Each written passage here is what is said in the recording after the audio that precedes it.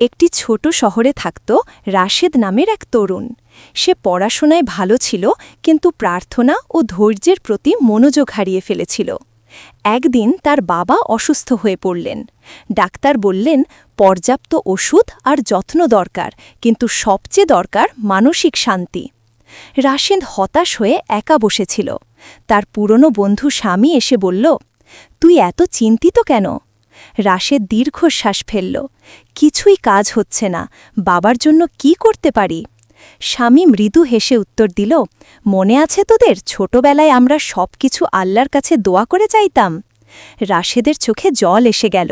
সে বুঝল অনেক দিন সে আল্লাহর কাছে কিছু চায়নি। সে সেদিন রাতে নামাজ পড়ে আন্তরিকভাবে দোয়া করল। সকালে বাবা হাসি মুখে বললেন, আজ অদ্ভুত ভালো লাগছে। ডাক্তারও জানালেন অবস্থা কিছুটা উন্নতি হয়েছে। রাশেদ কৃতজ্ঞ হয়ে বুঝল, দোয়া শুধু অলৌকিক সমাধান নয়, এটি মানুষের মনে আশা ও শক্তি জাগিয়ে তোলে। সে বন্ধু স্বামীর দিকে তাকিয়ে বলল, তুমি আমাকে আমার হারানো দোয়া ফিরিয়ে দিলে।